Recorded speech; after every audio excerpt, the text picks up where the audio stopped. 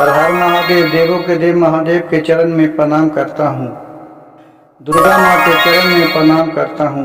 सरस्वती माँ के चरण में प्रणाम करता हूँ। गणेश भगवान के चरण में प्रणाम करता हूँ। गुरु भाई गुरु बहनों के चरणों में प्रणाम करता हूँ। गुरु भाई गुरु बहन, आज का शिव चर्चा कथा है बेटियां पर अत्याचार करने वाले पिता पर चिता का कहर। कहानी बहुत ही दर्दनाक और ज्ञानवर्धक है। कृपया कहानी को ध्यानपूर्वक और अंत तक सुनिए। गुरु भाई गुरु बहन, एक ऐसा गांव था कि जहां के लोग, कोई भी बेटी हो जाता था किसी भी घर में तो पालन पोषण तो ठीक तरीके में करते थे, लेकिन उसको लोग दुष्ट व्यवहार से देखते थे कि मेरे घर में जन्म लिया तो कितना दहेज प्रथा देने पड़ेगा, क्योंकि पूरा गांव के ही इसी तरह का रीति रिवाज था कि बेटी को बहुत कष्ट पहुंचाते थे। और उस गांव में किसी भी तरह का पूजा पाठ, शिवचर्चा का कथा कहानी, कोई भी देवता देवी को मानने वाला नहीं था। सब बोलते थे कि भगवान कौन है, भगवान तो मैं खुद हूँ कि जो बच्चे उत्पन्न किया, साग सब्जी उगाता हूँ तो खाता हूँ, क्या भगवान हमें दे देते हैं। इसी तरह का सबका मन में विचार भरा हुआ था। टोटल गांव वाले उसी तरह थे। उसी गांव में एक गुरु बहन को एक पुत्री जन्म लिया। देखिए भगवान का लीला, भोलेनाथ का आगम अपार होता है। देखिए किस तरह का उस गांव में फिर भक्ति का भाव जगा। उस गांव की घटना है कि एक लड़की जब पैदा लिया एक घर में, उसको बेचारी छोटा गो से पोसा पाला रखा। जब सियान हुआ तो उससे माँ बाप बहुत से काम कराते थे। घर का काम हो गया, बर्तन मांजना, खाना बनाना, फिर खेती गृहस्थी में लगल रहना। मनो उसको अपना जानते सारी काम घर का उसी से करवाता था। माँ को तेल पानी करना थकल थकाए ला गए। अगर बेटी कहती थी जब सियाना हो गई तो कहती थी कुछ कि अब हम मियाँ थक गया है पिताजी माँ जी, तो पिता बहुत कष्ट उसको डंडा लेके मारने लगते थे। ऐसा अत्याचार पिता था कि जिसे देखकर भी भगवान भी उसे माफ नहीं कर सके। लेकिन पिता तो पिता होता है गुरु भाई गुरु बहन, और माँ माँ होती है, क्योंकि जन्म देने वाला वही होती है। देखिए इसका आगे का कहानी, किस तरह का घटना घटते है इसके साथ। उस दुखिया बेचारी को नाम था उसका सीमा। सीमा को एक गाय ले दी, एक बकरी ले दिए।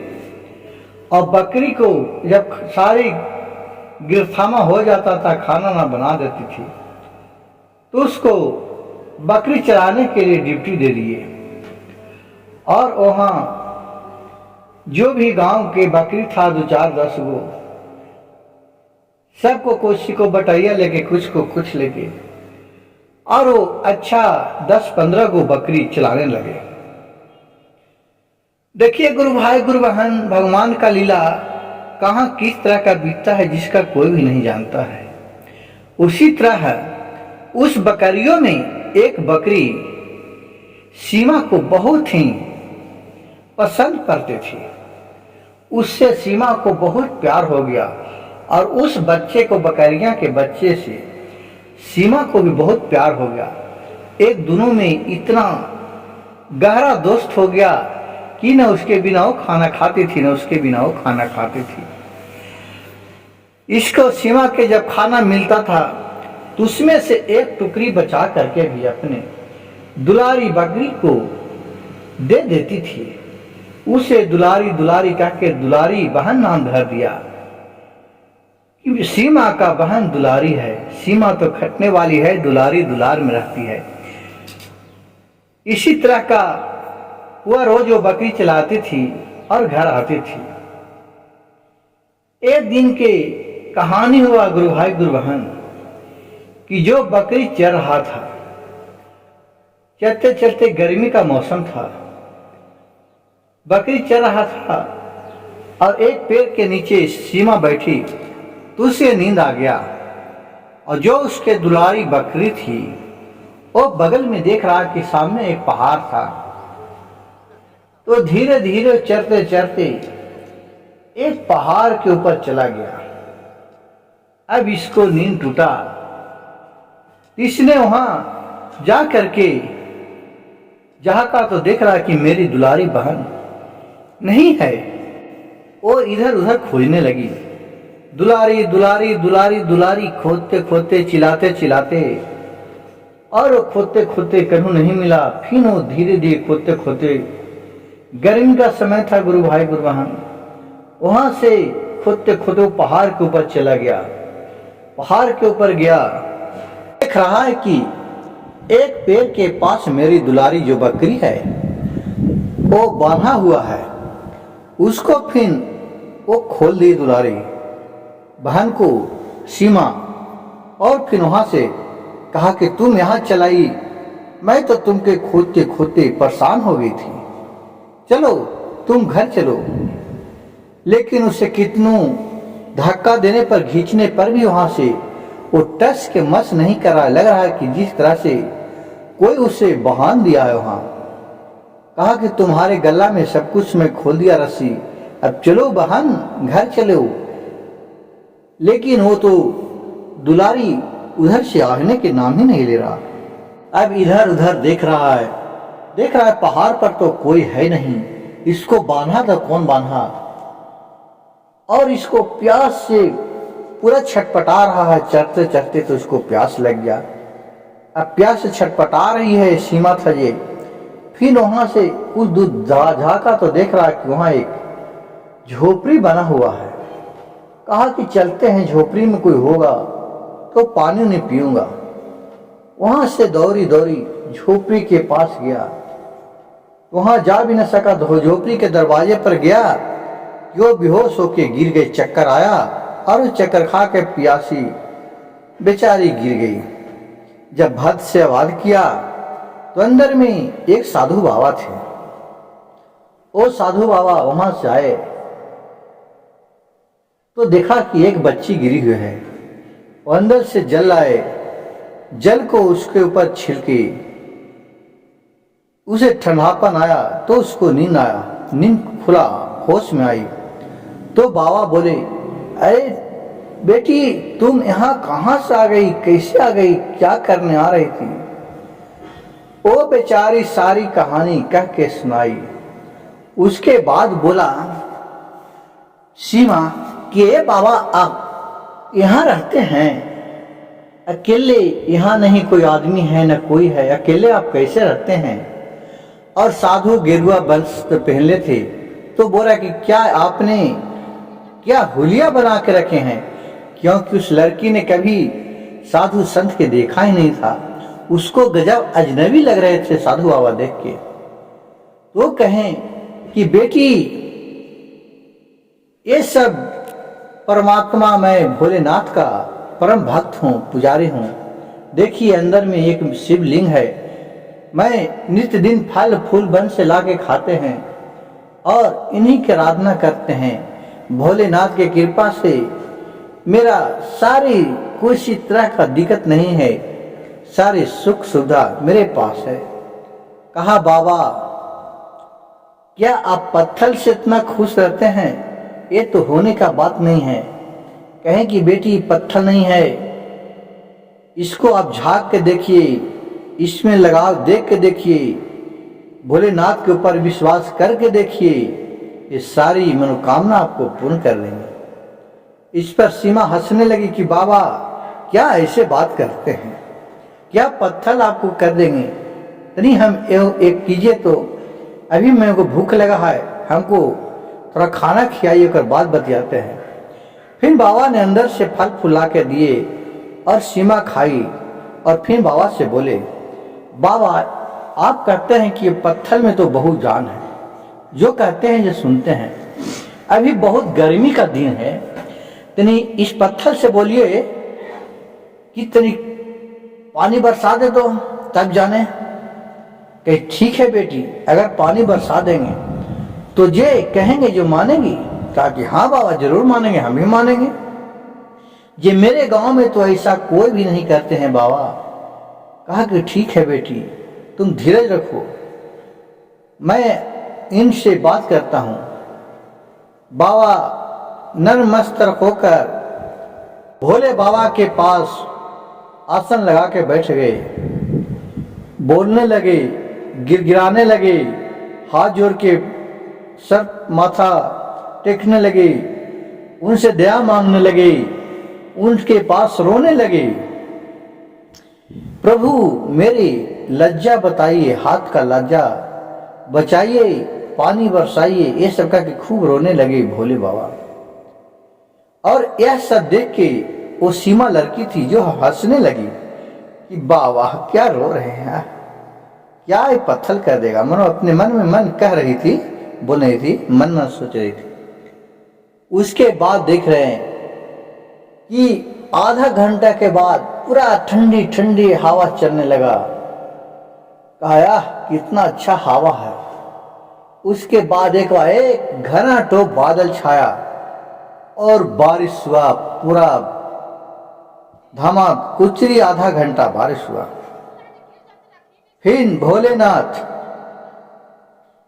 को मना के फिर वहां से आसन हटाए और बोले कि बेटी अब मान गए ना कि इस पत्थर में कितना शक्ति है? बोले कि हाँ बाबा मैं तो मान गया, इस पत्थर में कितना शक्ति है, हमें भी सिखा दीजिए इनको ध्यान करने के लिए। बाबा कहें कि ठीक है। बाबा भी उन्हें गुरु मंत्र दे दिए और उनको पूजा पाठ करने के लिए विधि बता दिए।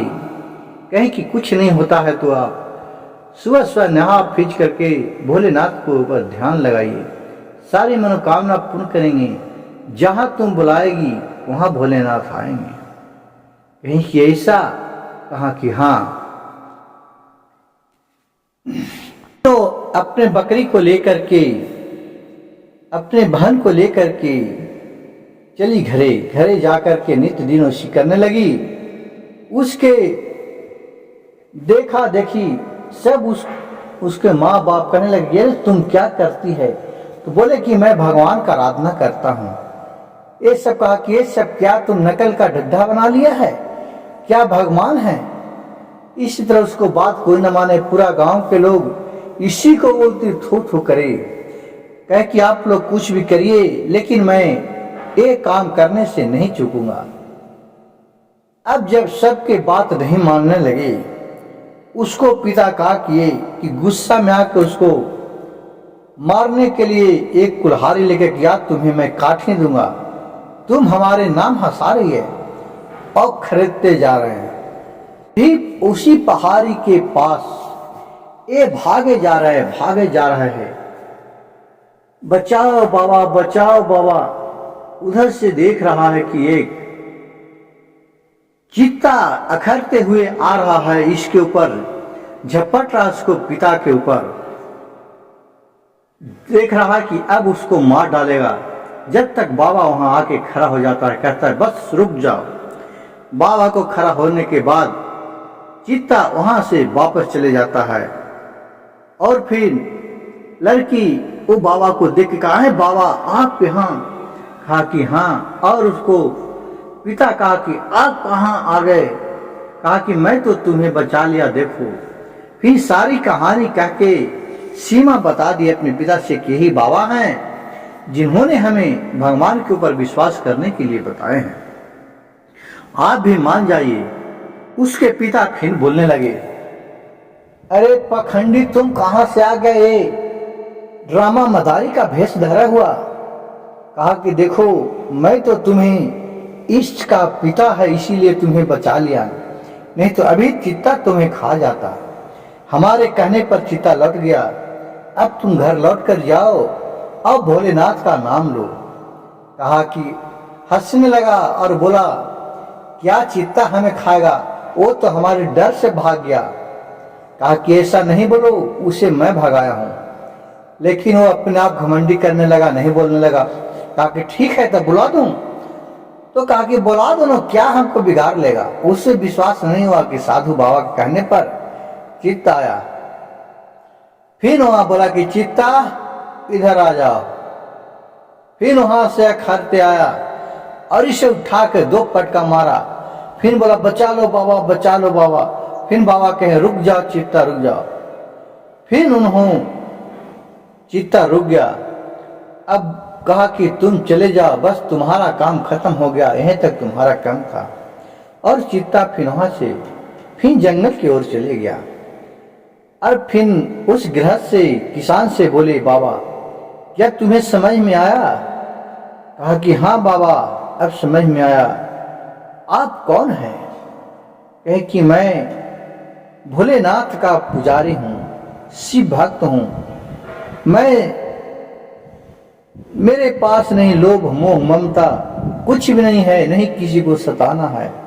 मैं वन से फल फुलाकर खाता हूं और अपना जीवन बिताता हूं।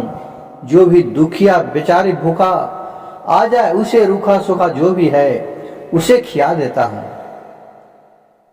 कहा कि ठीक है चलिए तो मैं भी चलते हैं। फिर अपने बाबा कुटिया के पास ले गए और उसका बच्चे भी सीमा गई। वहां भोलेनाथ को ध्यान लिए खाए और फिर वहां से सब लौट के आए और फिर अपने गांव में चर्चा का भाव भजन बढ़ाए और फिर धीरे धीरे पूरा गांव शिवमय हो गया। फिर वहां एक विशाल मंदिर बनवाए गांव वाले लोग मिलके, और वहां हफ्ता में 1 दिन कम से कम नित्य भजन भाव शिव चर्चा कथा कहानी होने लगा और धीरे धीरे सब में खुशियां का लहर बहने लगा। गुरु भाई गुरु बहन मेरी कथा कहानी अच्छा लगी तो कृपया कहानी को अंत तक सुनिए और पूरा सुनिए और मेरे चैनल शिव भक्त सविता को 1 लाइक सब्सक्राइब और शेयर जरूर कीजिए। और कहानी अच्छा लगे तो कमेंट बॉक्स में बताइएगा ताकि ऐसा कहानी आप लोग के पास लेकर आऊंगा। हर हर महादेव, घर घर महादेव।